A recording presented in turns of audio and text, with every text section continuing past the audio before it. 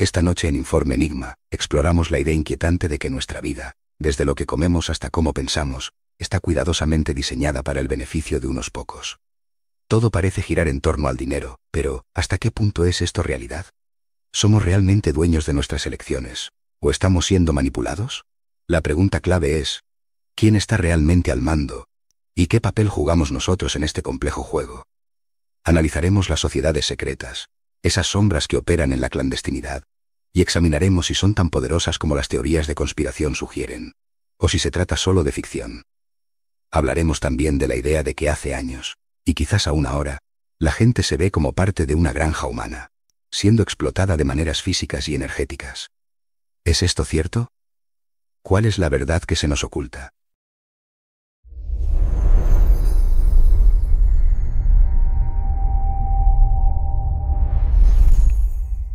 Esta noche profundizamos en una idea inquietante: ¿hasta qué punto controla el dinero nuestras vidas? No hablamos de la necesidad básica de sustento, sino de una manipulación sistemática, de un diseño macabro que abarca cada aspecto de nuestra existencia, desde lo que consumimos hasta lo que pensamos. La pregunta clave es, ¿somos realmente libres? ¿O estamos siendo dirigidos hacia un fin que desconocemos? El fragmento que veremos sugiere que nuestras vidas, desde el nacimiento hasta la muerte, podrían estar predeterminadas para el beneficio de unos pocos. ¿Es esto una verdad incómoda o una teoría conspirativa sin fundamento? Quizás la respuesta resida en un análisis más profundo del poder y la influencia económica, en la búsqueda de indicios que revelen si somos simples peones en un juego mucho más grande. Estamos ante una cuestión que desafía nuestra propia percepción de la realidad, una reflexión sobre el verdadero significado de la libertad individual. Nos adentramos en un terreno complejo, donde la manipulación y la opresión se mezclan con la posibilidad de un control insospechado. Toda nuestra vida y existencia se basa en el dinero. Creo que está del todo claro. Pero a veces no sabemos hasta qué punto es realidad. Muchos son los que pretenden cambiar su hábito de vida, dejando de hacer según qué cosas, dejando de comer según qué cosas y dejando de pensar según qué cosas. Pero la verdad es que desde que nacemos hasta que terminamos nuestro camino, todo, absolutamente todo, está macabramente diseñado y orquestado por aquellos que ven en ti no solo una vida de negocio y rentabilidad, sino que ven en tu muerte un gran beneficio. Es triste, duro y difícil de creer, y puede que mis palabras causen malestar, pero la verdad es un frente abierto que se nos intenta ocultar. Y piensa tú, que me estás oyendo, si de la noche a la mañana supieras que lo que digo es cierto, que solo eres un número, y todo, absolutamente todo, lo que haces, comes y piensas, ya fue diseñado para el beneficio de unos pocos, ¿qué harías? Hoy estrenamos un espacio en Informe Enigma para plantar cara a ese frente abierto, en esa guerra llamada libertad. Hoy levantamos un escudo llamado Exociencias, para que la verdad, por fin, sea el reflejo de lo que debemos ser, y no sombras de constantes mentiras. Te recordamos las formas que tienes de ponerte en contacto con Informe Enigma. A través de Twitter, @Informe Enigma. Por correo electrónico, enigma-rpa@hotmail.com. O bien en la página de Facebook Informe. Se mueven con secretismo. Saben cosas que se guardan para ellas. Operan en la clandestinidad. Y practican rituales antiguos y misteriosos. Son las sociedades secretas.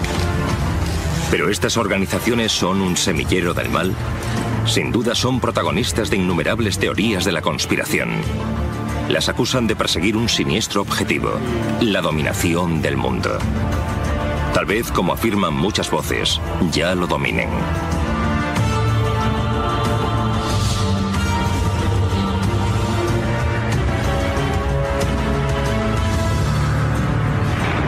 Una y otra vez, el ser humano presiente conspiraciones por doquier. Pero ¿cuáles de sus sospechas tienen fundamento y cuáles se basan en la mera ficción y han sido creadas por autores de éxito como Dan Brown? Las hermandades secretas existen desde hace miles de años. Sus miembros están entre nosotros, por todas partes.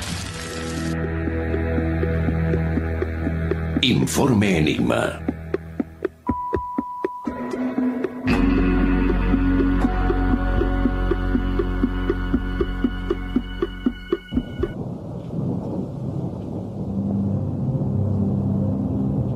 Hoy estrenamos un nuevo espacio en Informe Enigma llamado Exociencias para dar una visión alternativa a lo que normalmente se nos suele contar. Al frente de este espacio estará un empresario, compañero de las ondas, investigador y amante de la verdad, aunque a veces podemos preguntarnos ¿qué verdad? Buenas noches, Miguel Celades. Hola, buenas noches, Jorge. ¿Cómo te encuentras, compañero? Pues bien. Aquí, bueno, en plena lucha. En plena lucha. El primer tema con el que Miguel abre esta nueva sección en Informe Enigma es la granja humana. Sin duda no deja indiferente a nadie este nombre. Claro, porque incluye otra gran bofetada a la humanidad, ¿no? Pensar que éramos, o pensar que somos la cúspide de la cadena alimenticia, y bueno, en el momento que nos damos cuenta de que no es así, de que hay quien se alimenta de nosotros, de algunas formas, tanto físicas como energéticas, y que tenemos unos granjeros a los que no vemos, pues claro, es una bofetada importante para cualquier persona, ¿no? Bueno, cuesta de entender, cuesta de verlo, y más si es la primera vez que oyes algo así, pero aquí en la presentación hablabas de las sociedades secretas, ¿no?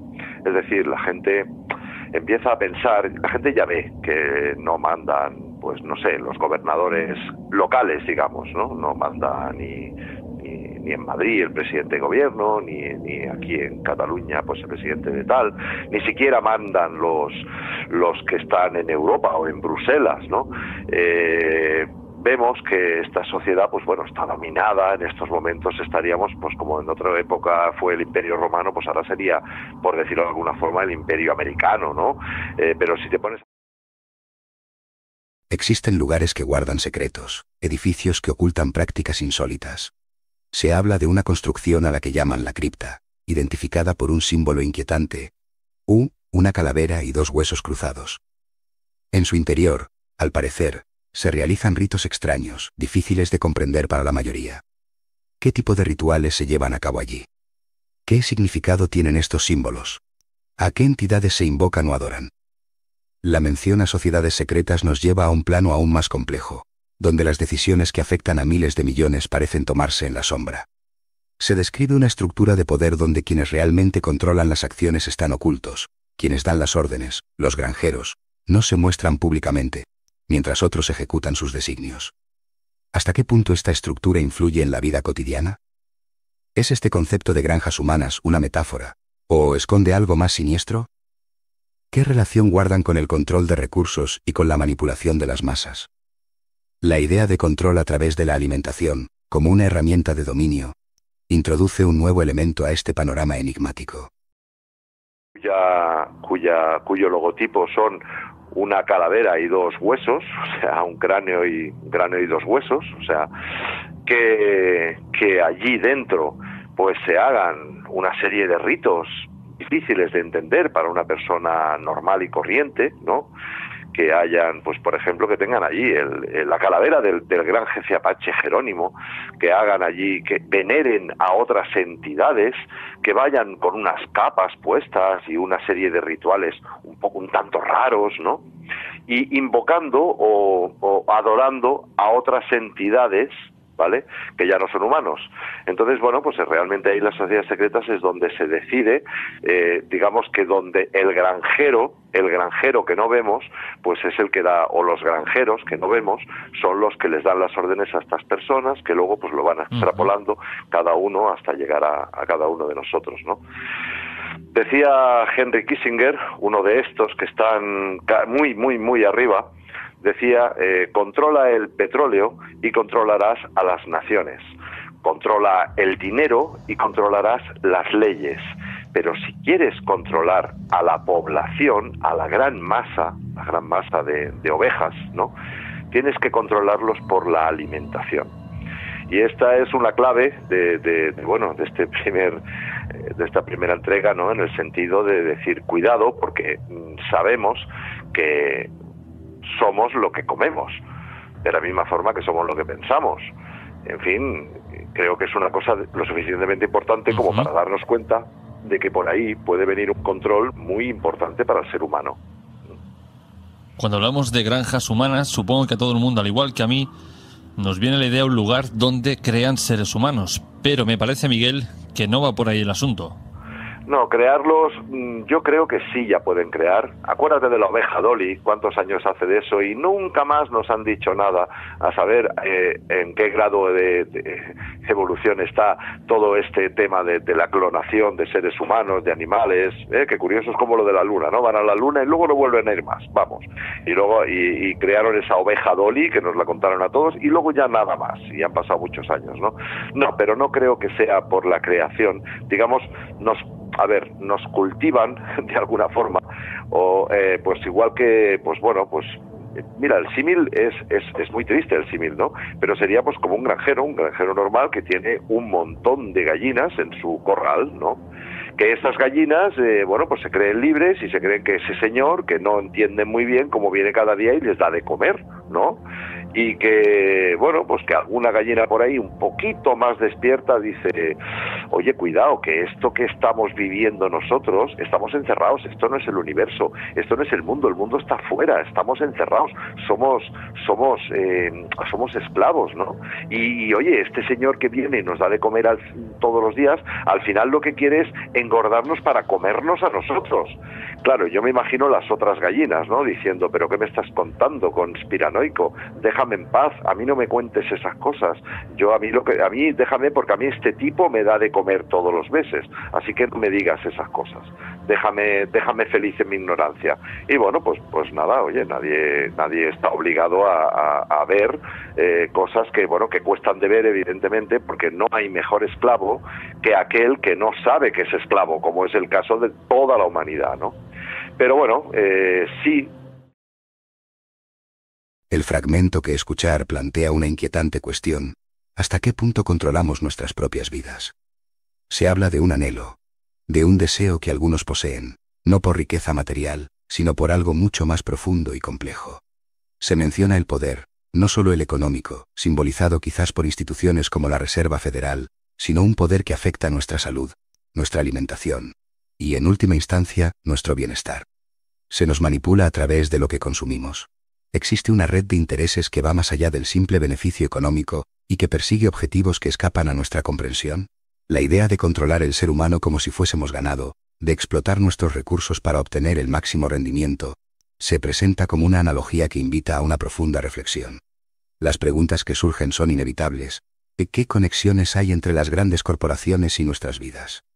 ¿Existe un diseño oculto tras nuestros hábitos alimenticios y los problemas de salud que nos afectan?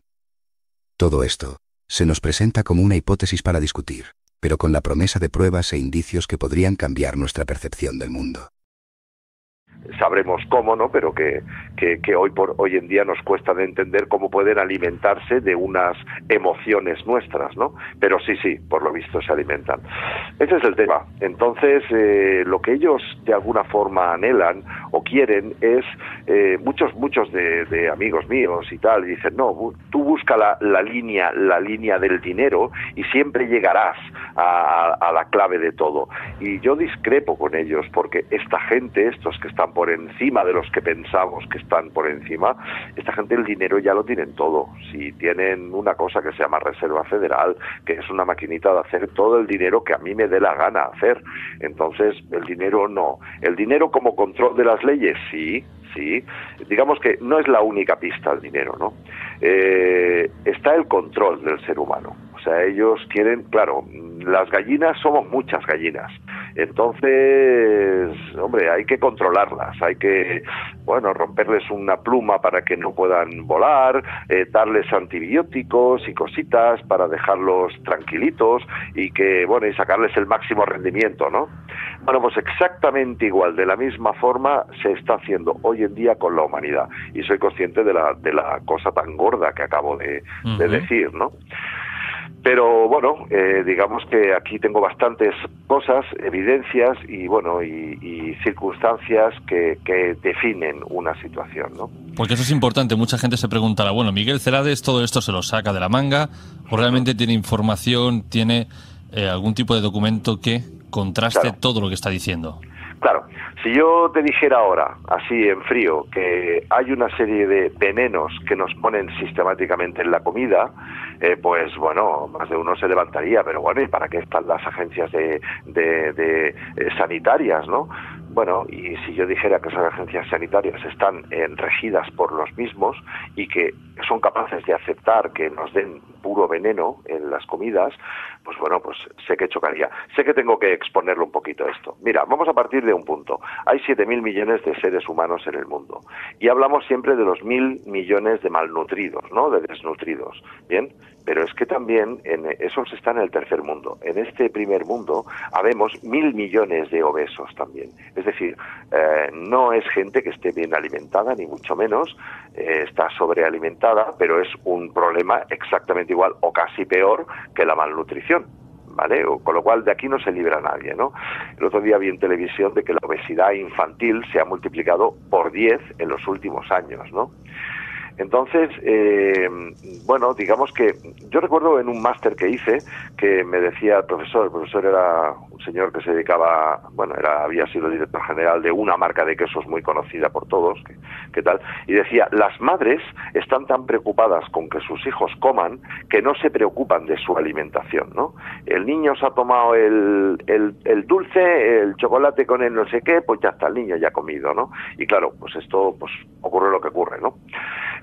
Si nos ponemos a mirar y a trazar, digamos, links, enlaces entre las grandes empresas agroalimentarias del mundo frente a las que son las propietarias de las semillas y luego hacemos otra analítica frente a las grandes corporaciones farmacéuticas, pues chico, pues yo me encuentro en todas partes la Philip Morris, Nestlé, Coca-Cola, Unilever, Danone, tal. Después nos encontramos semillas, Monsanto, DuPont, Bayer, o sea, Delta Pine, o sea, y después vemos los linajes de los que han sido, en este caso eran 1980, lo que eran las 13 familias Illuminatis. Estábamos hablando de los Astor, de los DuPont, de los Kennedy, de los Onassis, de los Reynolds, de los Rockefeller y los Rothschild, y bueno, luego las familias reales europeas, ¿no? Con 3 familias interconectadas, con 3 líneas interconectadas, que son los Disney, los Krupp y los McDonald's. Espero que ninguno de estos sea sponsor tuyo, Jorge, pero bueno, esto no lo digo yo. El siguiente fragmento nos adentra en un debate inquietante sobre el poder de las grandes corporaciones en el siglo XXI. Se habla de la legalización de un aditivo alimentario, el aspartamo, y el enorme influjo económico en las decisiones políticas del periodo de los 2000. ¿Hasta qué punto la búsqueda de beneficios económicos puede influir en la salud pública? ¿Se prioriza el bienestar de la población o los intereses comerciales de unas pocas compañías? El fragmento plantea la hipótesis de un control sutil sobre la sociedad, no a través de la violencia directa, sino mediante la manipulación de las leyes y el acceso a productos de primera necesidad. ¿Es esto una teoría conspirativa o una realidad disfrazada de progreso?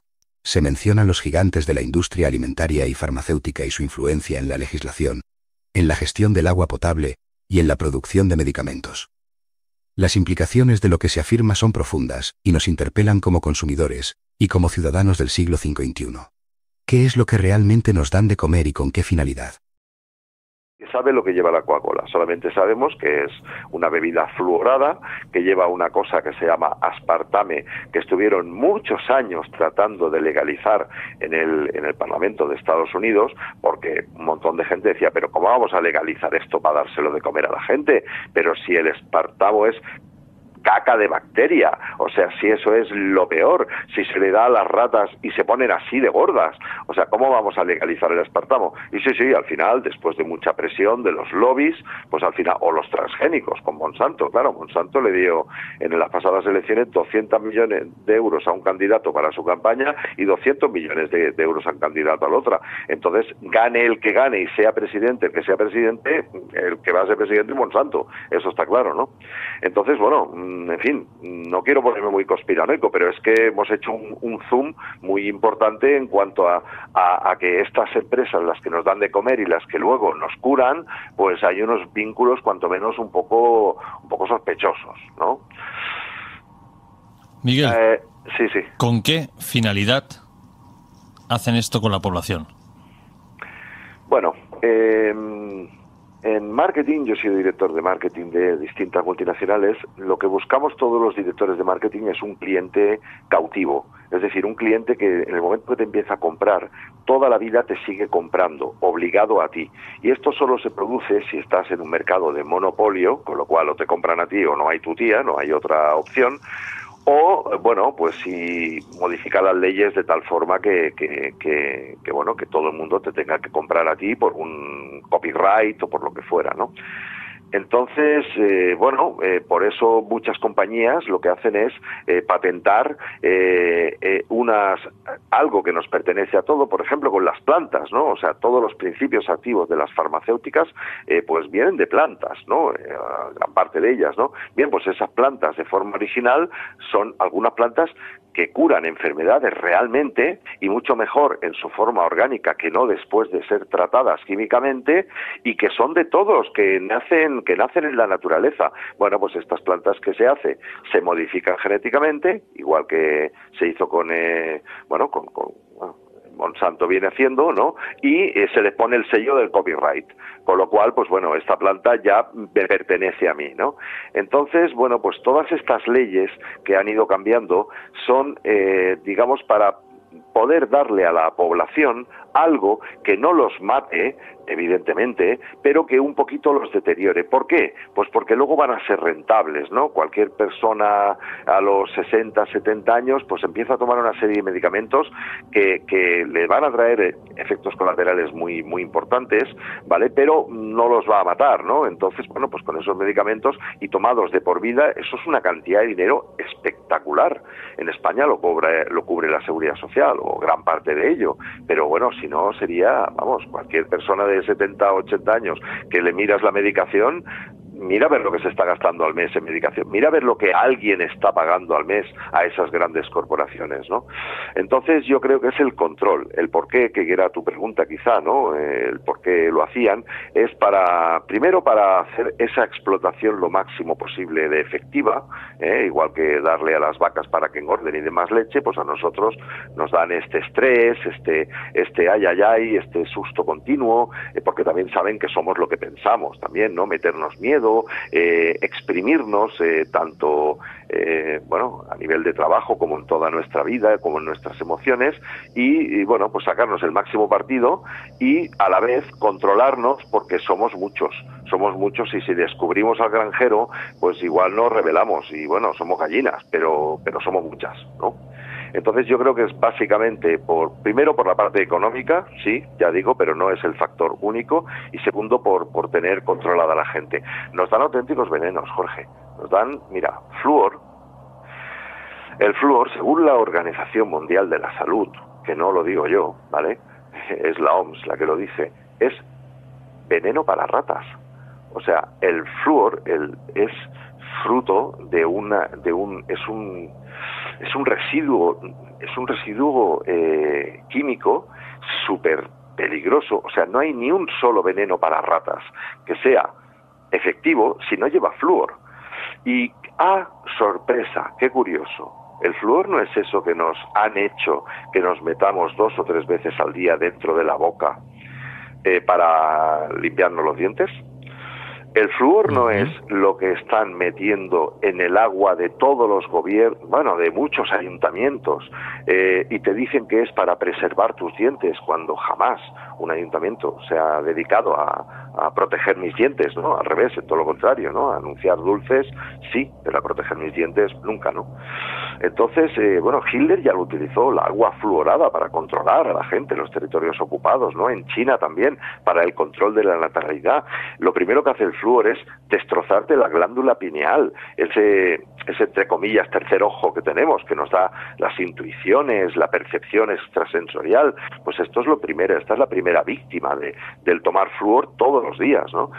Y claro, dice, pero hombre, flúor, ¿pero cómo van a hacer eso? Claro, es que nos ponen las verdades delante, de tal forma que si las descubrimos, no podemos creerlo, porque decir, pero cómo va a ser tan evidente, ¿cómo no lo van a poner ahí delante? Este fragmento nos presenta una reflexión sobre la alimentación y la salud, planteando interrogantes sobre las prácticas médicas comunes y sus posibles consecuencias a largo plazo. Se mencionan diferentes elementos presentes en nuestra dieta y en productos de uso cotidiano, como las amalgamas de mercurio en las prácticas dentales del siglo V, la fluorización del agua y el consumo de leche, cuyos beneficios se cuestionan, contrastando con las opiniones aparentemente tradicionales y arraigadas. Se exponen dudas sobre la conveniencia de la ingesta de ciertos alimentos, basadas en una observación crítica de sus componentes y sus efectos potenciales en la salud ósea y general. El discurso refleja la confrontación entre creencias establecidas y nuevas perspectivas sobre la alimentación, introduciendo la idea de dogmas y cuestionando la falta de una lógica intrínseca en ciertas prácticas comunes. Surge la pregunta: ¿hasta qué punto lo que se nos ha enseñado como bueno para nuestra salud responde realmente a un profundo análisis de sus consecuencias? ¿O simplemente a la inercia de las costumbres y las creencias consolidadas con el paso del tiempo? Finalmente, se introduce la problemática del teflón, un elemento presente en utensilios de cocina, señalando los riesgos asociados y las implicaciones de su uso prolongado. Sin flúor, me miran raro, y ya, bueno, si ya me tiran de la lengua, les digo, oiga, señores, o a los dentistas, con la fluorización. Cada vez que voy al dentista, madre mía, la que les lío, pobreticos.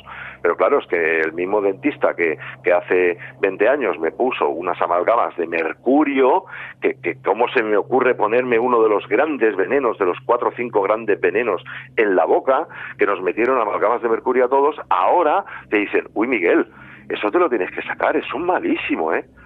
Y yo le digo, perdona, pero si me la pusiste tú hace 20 años, ¿qué me estás diciendo ahora? Que me la tienes que sacar y a la vez me estás diciendo que me haga una fluorización de la boca, ¿no? Bueno, pues ese es uno de los elementos, Tenemos el aspartame, ya hemos hablado, la leche. Jorge, yo el disgusto que me di cuando organizamos el primer congreso de alimentación consciente que hicimos aquí en Barcelona fue espectacular en todos los aspectos, y hubo una doctora que me decía, la leche es lo peor para nuestros huesos. Los americanos que beben leche como agua, que se agarran ahí de la nevera y venga, están hechos polvo en los huesos de osteoporosis y tal. Digo, ¿pero qué me estás contando? Pues la leche no era para el calcio para los huesos. Y no. Resulta que la leche es una de las cosas más ácidas que podemos tomar, y sin embargo pues lo han hecho como dogma. Quien te dice esto, bueno, se estarán rasgando las vestiduras más de uno ahora, ¿no? O sea, pero si nos ponemos pragmáticos, desde la lógica cartesiana dices, bueno, ¿qué otro animal hay que beba leche después de ser pequeño? Ninguno. ¿Y por qué leche de vaca? ¿Por qué no de jirafa o de tigre? Yo qué sé. O sea, es que no tiene ningún sentido, ¿no? Y bueno, lo que nos comemos es la leche, ya no contemos la cantidad de células de pus que hay, y la gente, claro, intolerancia, pues normal, intolerancia porque no tenemos que comer leche. Y bueno, ya te digo, ahora se rasgará la ventidura más de uno, ¿no? Comer carne de animales, fíjate tú, una cosa es que yo no sea un buen ejemplo a seguir, Jorge, porque yo, bueno, pues de vez en cuando he sido muchos años vegetariano, pero bueno, sinceramente ahora pues de vez en cuando pues como carne, trato de comer la mínima posible, pues sé lo mala que es, ¿no? Pero chico, si no comes carne en una comida, sea en el primer plato o en el segundo plato, es que parece que ya no hayas comido. Y entonces comer carne de un cadáver que además ha muerto con una situación de estrés terrible y que eso nos lo estamos comiendo, y que si no comemos carne parece que no hayamos comido, pues es otro dogma de esos como, bueno, sí, pero ¿cómo va a ser tan malo? Pues sí es malo, tanto físicamente como energéticamente hablando, ¿no? ¿Qué te voy a contar? Más cosas, pues... elementos, el teflón, por ejemplo, ¿no? El teflón, ahora no sé, yo creo que ya han salido algunas voces y han dicho, cuidado con esto. Teflón, Oldie by DuPont, o sea, patente de esas sartenes que no se pegan. Pero claro, ¿qué pasaba? Que si alguna mujer tenía en la cocina, bueno, mujer o hombre, que cocinara, tenía en la cocina, pues un pajarito, un periquito, pues se moría. El fragmento que veremos plantea preguntas inquietantes sobre la presencia de ciertos elementos químicos en nuestra vida diaria. ¿Hasta qué punto el aluminio, el mercurio, el plomo y el flúor, elementos que nos rodean constantemente, afectan nuestra salud? Se mencionan cantidades pequeñas, pero ¿son realmente inocuas? El aluminio, un metal no magnético que usamos para envolver alimentos, se menciona en relación a enfermedades como el Alzheimer, generando una conexión preocupante entre lo cotidiano y lo patológico. La exposición prolongada a estos elementos, especialmente en el caso del mercurio presente en antiguas amalgamas dentales, plantea dudas sobre sus efectos a largo plazo. La discusión se extiende incluso a las ondas emitidas por los teléfonos móviles, comparándolas con las microondas de uso doméstico, e indagando sobre sus posibles impactos en el cerebro. ¿Existe un límite seguro de exposición a estos elementos? ¿Qué estudios nos darían respuestas contundentes sobre sus efectos? Estas son solo algunas de las interrogantes que surgen a partir de esta conversación. Resulta que, que envolvemos todos los alimentos en aluminio. ¿Qué te parece? O sea, como cosa, como si las cosas no se traspasaran, como si no hubiera una ósmosis entre un elemento y otro, un elemento que pones al lado y otra cosa. O sea, hay un baile de átomos ahí, ¿no? Miguel. Está claro. Sí.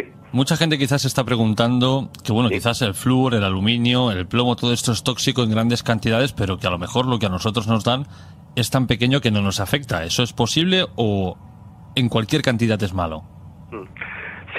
Si lo miráramos bien, Jorge, nos pondríamos la mano en la cabeza seguramente, porque la cantidad, mira, por ejemplo, una persona que tuviera una amalgama, que como muchos de los que nos estarán escuchando, de más de 40 años, amalgamas de mercurio dentro de la boca, cuando tú mueres te has comido con la lengua, vas a tocarte la muela o lo que sea, te has comido 40% de ese aluminio. Tengo entendido que no se elimina con facilidad el aluminio, y después te encuentras enfermedades de estas tan terribles como el Alzheimer, que no se sabe la causa. Oye, hay algunos que dicen que es exceso de aluminio en el cerebro.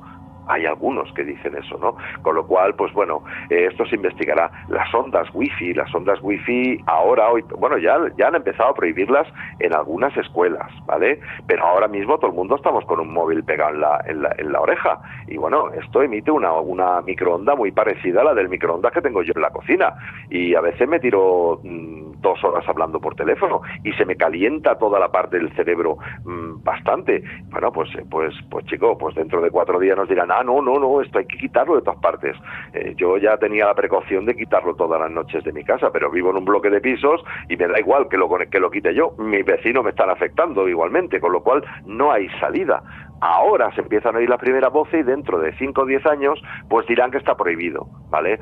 Los mínimos que te diga la Organización Mundial de la Salud en cuanto a el máximo de flúor o de aluminio que tenga el ser humano, que pueda tener el ser humano sin que sea tóxico, seguramente estará legislado o marcado, registrado en alguna parte, pues si los viéramos y hiciéramos un estudio, no lo tengo ese estudio, pero estoy seguro que lo podía encontrar perfectamente, y los niveles de aluminio que podemos tener son espectacularmente más altos de los que posiblemente la Organización Mundial de la Salud y otras organizaciones te recomiendan.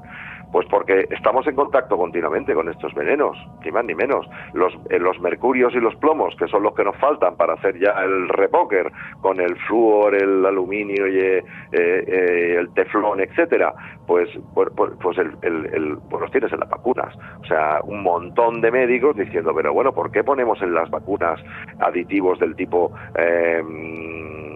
del tipo mercurio o tipo plomo. ¿Por qué le estamos metiendo a los niños y a la gente con vacunas plomo y mercurio en las vacunas? Pues si eso es malo, eso es veneno. Bueno. El control sobre la producción de alimentos es un tema complejo, con implicaciones que van mucho más allá del simple acto de cultivar. Observamos cómo las prácticas agrícolas modernas, con su énfasis en variedades patentadas y un control centralizado, han llevado a una alarmante pérdida de biodiversidad.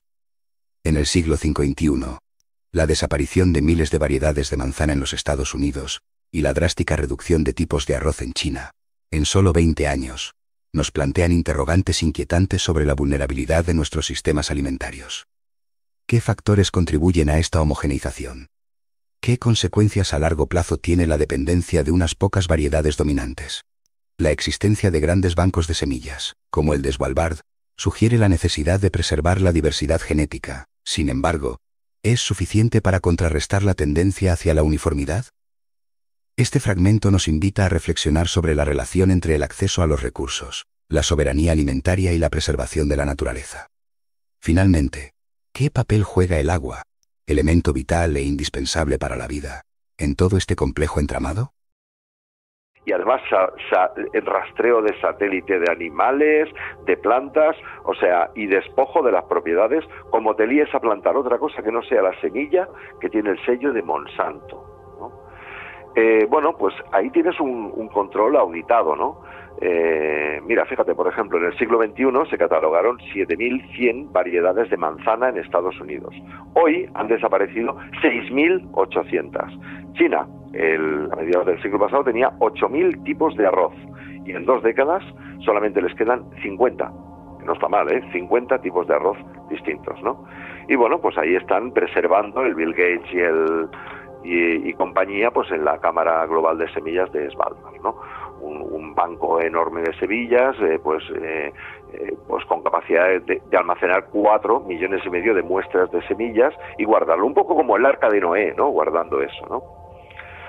Bueno, estas son las cosas que no debemos tomar, o por lo menos tenemos que informarnos, ¿no? El aspartamo antes era un E900 y algo, ahora es otra cosa, lo van camuflando, pero es puro veneno para nuestros cuerpos, ¿no?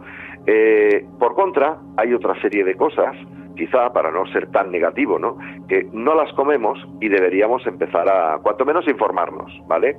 Por ejemplo, Jorge, me voy un poco de tema, pero da igual, el agua de mar.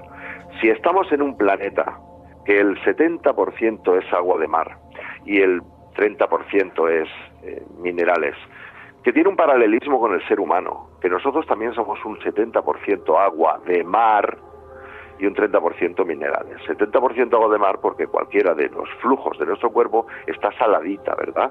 O sea, es muy parecida al agua de mar. De hecho, para guardar sangre hay una fantástica fórmula que es guardarla en agua de mar, porque aquello es pura vida. Hay mamíferos como nosotros que solo beben agua de mar y están bastante gorditos, se llaman ballenas, ¿no?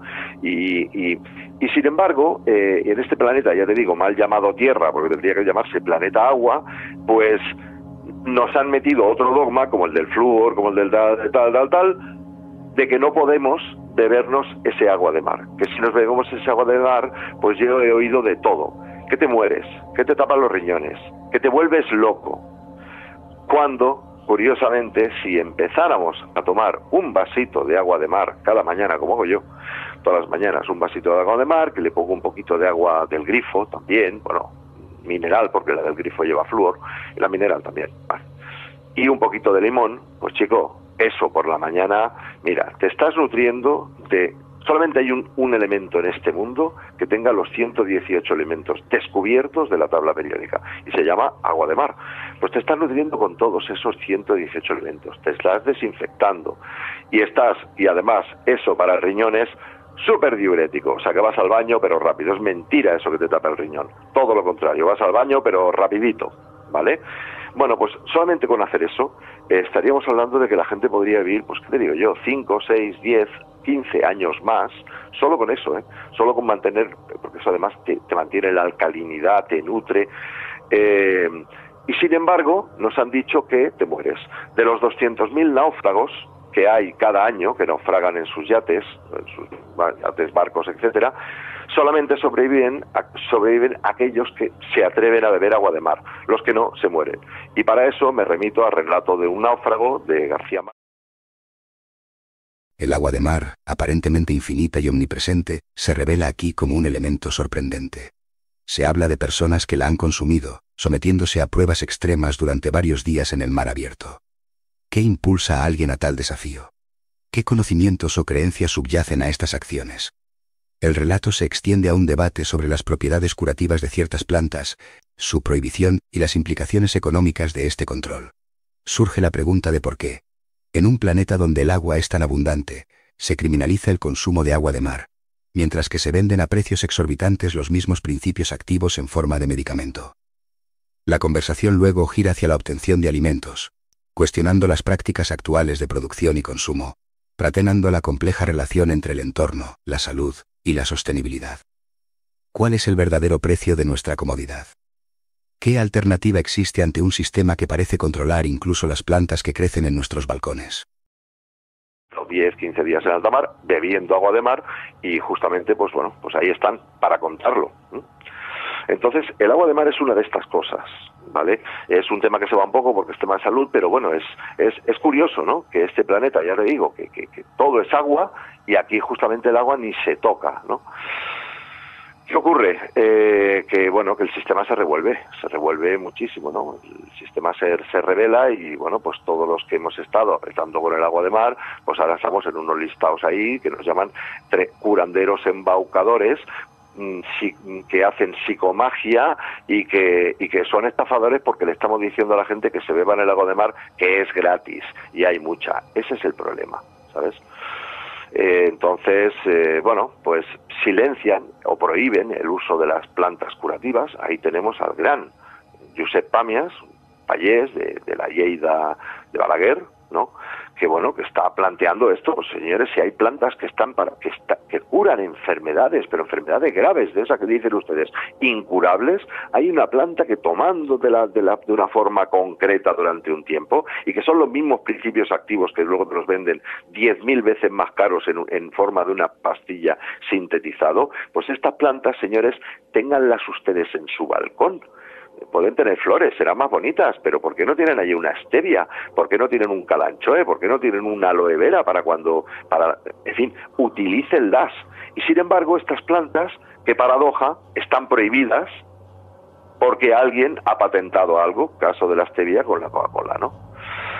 Bueno, pues entonces, en fin, siento haber sido un poco pesimista, pero la verdad te hace libre, pero al principio cabrea bastante, ¿no? Y es verdad que es muy difícil salirse de este sistema, ¿no?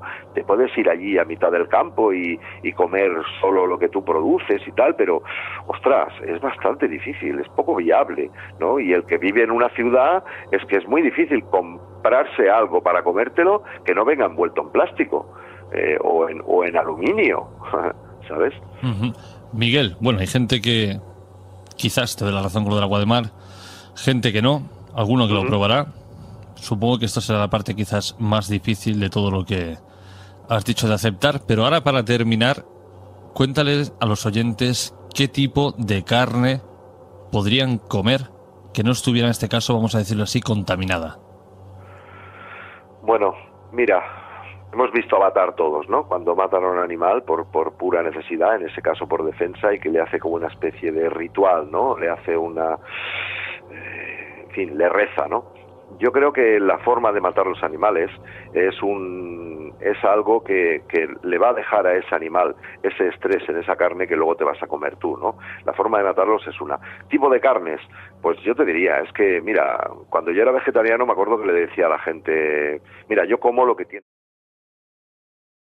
Esta noche nos acercamos a un tema que, aunque aparentemente sencillo, esconde una complejidad fascinante, nuestra relación con la carne. ¿Qué significa realmente consumir carne animal en el siglo XXI? La conversación que escucharán explora esta cuestión desde un punto de vista poco habitual, cuestionando no solo las implicaciones éticas, sino también las fisiológicas de nuestra dieta. Se plantean interrogantes sobre la naturaleza de la vida, la conciencia animal y el impacto de la ingesta de proteína animal en nuestra propia salud, contrastando la fisiología de animales herbívoros y carnívoros. ¿Cuál es la diferencia entre la muerte natural de una planta y el sacrificio de un animal? ¿Existe una forma correcta de consumir carne? ¿O la propia acción de comerla es intrínsecamente problemática? El fragmento que sigue profundiza en estas reflexiones, ofreciendo una perspectiva que podría cambiar nuestra forma de entender, incluso de percibir, lo que ponemos en nuestro plato. La discusión invita a la reflexión sobre los hábitos alimentarios y sus consecuencias a corto y largo plazo, dejando abierta la posibilidad de que incluso lo que consideramos natural esté cargado de significados inesperados. Entonces, yo te digo, la parte de la carne que no me gusta es la de que sea un ser vivo, con sentimientos, con muchas más cosas que una planta. Ahora saltan ya los radicales. ¿Y por qué no comes piedras? Que las plantas también sufren. Hombre, sí, pero no tanto, ¿no? Vamos a ver, es lo mismo un perrito que no sé, que el ficus que tienes ahí, pues es distinto, ¿no? A lo mejor algunas han nacido incluso para dar fruto, ¿no? Comerte la planta no, pero su fruto sí. Y el otro no ha nacido para que tú le rebanes el cuello y al final y te lo comas, ¿no? Digamos, tenemos un intestino muy largo, pues como los animales herbívoros, ¿no? O sea, un tigre, pues tiene un intestino muy cortito, ¿no? Porque es demasiada proteína, ¿no? Entonces, claro, el exceso de proteínas es una de las causas también importantes. Bueno, pues es que ninguna carne es buena, Jorge. El tema es que está muy rica y la carne a la brasa con alioli a mí me encanta. Pero bueno, pues rezo un poquito antes, es decir, pobre bicho que ha tenido que morir para que yo me lo coma aquí, qué pena. Y cuando veo sangre en un plato, pues me da un poquito de asco. ¿Por qué sangre? Entonces, claro, ninguna es buena. Ahora, dentro de esas, digamos que, ostras, la forma de matarlo, mira, tú sabes que los israelitas, los judíos matan los animales de una forma muy concreta. Los árabes también. Digamos que cada uno de ellos lleva su propio ritus, la forma de matarlos, la forma que han vivido, la forma que los han explotado y ese miedo que tiene el animal cuando está viendo que lo están matando y con dolor cuando podía no ser así. Pues chico, yo creo que esto energéticamente no nos hace ningún bien. Y la carne como tal, pues tampoco. La carne es ácida. Otto Warburg, premio Nobel de Medicina, lo decía muy claro, donde hay oxígeno y alcalinidad no puede haber enfermedad alguna, incluido cáncer. ¿Vale? Entonces, claro, pues oxígeno sí, pues hay que moverse para llevar hay que hacer ejercicio, aeróbicos, ¿no? Para llevar el oxígeno hasta el último capilar de tu cuerpo. Pero la acidez, pues lo más ácido que hay es un cadáver. Un cadáver es súper ácido. Entonces, tenemos que ir a la alcalinidad y la alcalinidad no la dan las plantas, nos la dan, bueno, el agua de mar es súper alcalina, un pH del 7,4, por ejemplo, ¿no? La leche, muy ácida. Las carnes, pues súper ácidas, ¿no? Tenía un amigo un poco radical que me dijo una cosa, me dio un poquito hasta de cosa, ¿no? Dice, mira, tú coge un trozo de carne normal y déjalo fuera de la nevera a temperatura habitual durante 3 días. Y ¿qué pasa? Digo, que se pudre y que huele aquello muy mal. Dice, vale, y cuando tú te comes ese trozo de carne y estás 3 días sin ir al baño, ¿qué pasa? Digo, ostras, wow, dicho así, me ha dado un poquito de asco. Pues eso, entonces ahí ya te salen los granitos, ya empiezas a eliminar las toxinas que te has comido, ¿no? Entonces carnes muy poquitas. Jorge, me gusta mucho la carne a nivel físico. También es verdad que, lo dicen los vegetarianos también, cuidado, cómete un trozo de carne sin sazonar, es decir, sin ponerle nada de nada. Verás, eso está asqueroso. Por contra, los vegetales tienes explosión de sabores. Y bueno, también es verdad. Pero en fin, cuanta menos carne comamos, o por lo menos, como dicen otros, más moderados, que hablan de un 80-20, ¿no? La línea de 80% que sea alcalino y, bueno, comer un 20% de cosas ácidas, bueno, pues también está bien, ¿vale? Pero bueno, cuanta menos mejor. No sé si querías que contestara tu pregunta por ahí o quizá tampoco soy un experto terapeuta, ¿no? Para decirte estas carnes de aves pueden ser mejores o las de tal, ¿no? Pero bueno, yo creo que más de uno hoy no cena, después de haber escuchado a Miguel Celades, no cena. Les hemos dado la comida. Pero bueno, de eso se trata esta parte del programa, ¿no? De una visión alternativa a lo que nos cuentan, nos venden, lo que nos comemos, etcétera, etcétera. Jorge, yo fumo, por ejemplo, y bueno, la que me cae cada vez en un congreso de estos o cuando estoy dando una charla delante de un montón de médicos y me ven fuera fumando. Yo no trato de ser ni perfecto ni quiero ser el ejemplo a seguir, pero sí, y tampoco que a nadie hoy le demos la noche. Es decir, bueno, este tipo de cosas, oye, si es la primera vez que las oyen y les pica la curiosidad, que se informen un poquito, y luego en base a eso, pues bueno, que actúen en consecuencia.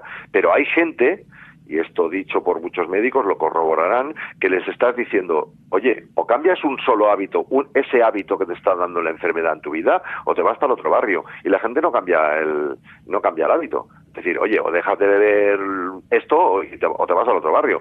O como no dejes de comer tanto, te vas a... Y no lo cambiamos. Con lo cual, cambiar los hábitos cuesta mucho. Y no pretendo que nadie esta noche que haya oído esto diga, vale, pues a partir de ahora, mira, me pongo a beber agua de mar, no como nada de carne, me lavo los dientes, que por cierto, los dientes te los puedes lavar con agua de mar, que te desinfecta perfectamente y te nutre, y un poquito de bicarbonato, y si no, agua oxigenada, que la están quitando de en medio la agua oxigenada. Era muy buena, era todos con alcohol, ¿sabes? Y bueno, pues, y que den un pasito más, y que se entere alguno, y que, bueno, pues de ahí tomen, ya te digo, lo que cada uno pueda. Yo, hoy por hoy... A veces lo que más desconcierta no es lo que falta, sino lo que sobra de coherencia en lo imposible. Se habla de la capacidad humana de asimilar datos sorprendentes, incluso aquellos que desafían nuestras creencias más arraigadas. Se mencionan ejemplos extremos, como individuos que han pasado décadas sin ingerir alimentos sólidos. ¿Qué nos lleva a aceptar o rechazar información que contradice lo que consideramos habitual? ¿Hasta qué punto nuestra percepción de la realidad se basa en fuentes oficiales, y cómo influyen las alternativas? La conversación sugiere que la búsqueda de la verdad implica un proceso de cuestionamiento activo y una disposición a explorar perspectivas diferentes. Se plantea la idea de que el bien, definido como una inclinación a fomentar lo deseable, puede estar ligado a la comprensión profunda del mundo y de nosotros mismos, incluyendo incluso las afirmaciones más inusuales. ¿Qué papel juega la curiosidad en nuestra búsqueda de la verdad y en nuestra capacidad de discernir entre hechos y falsedades? ¿Qué implicaciones tiene el acceso a fuentes de información poco convencionales? Escucharemos ahora un fragmento que puede arrojar algo de luz sobre estas cuestiones.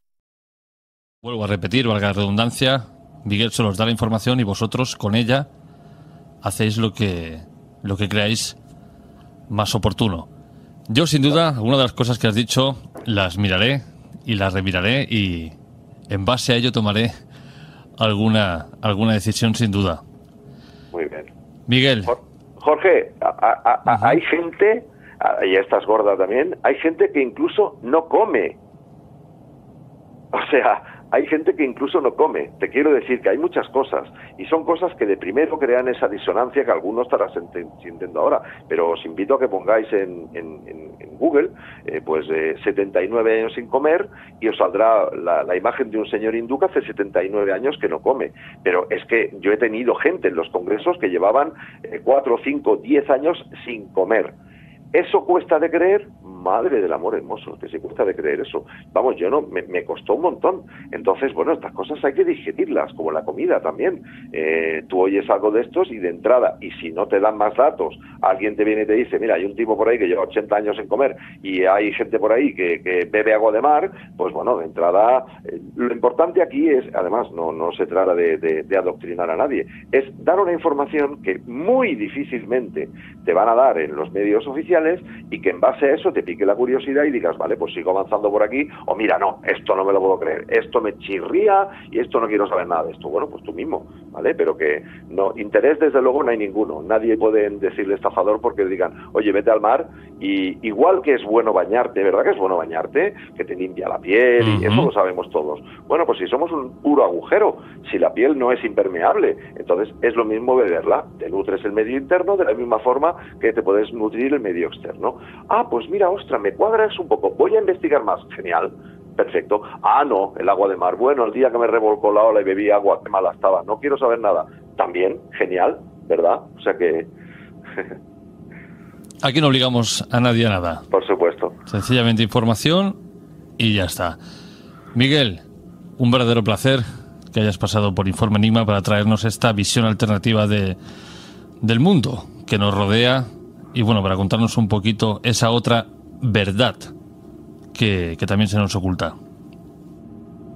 Exacto.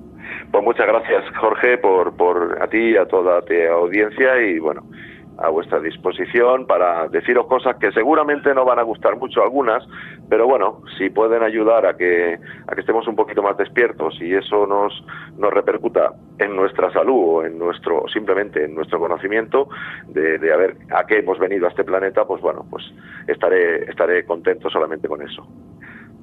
Un abrazo, compañero, y buenas noches. Otro para vosotros, gracias. Esta noche hemos explorado la inquietante idea de que nuestra vida, desde lo que comemos hasta cómo pensamos, está diseñada para el beneficio de unos pocos. La realidad, a veces, se nos oculta. Muchos buscan cambiar sus hábitos, pero todo parece orquestado. Se habló de un frente abierto, una verdad que nos intentan esconder. El programa presentó Exociencias, una nueva sección para analizar esta realidad desde otra perspectiva. ¿Es cierto que somos piezas en un juego más grande? ¿Son las sociedades secretas, con sus rituales antiguos, el motor de esta manipulación?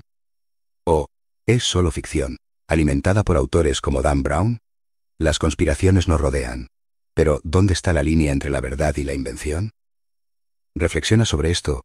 Piensa qué hace que esto sea posible, qué papel jugamos todos.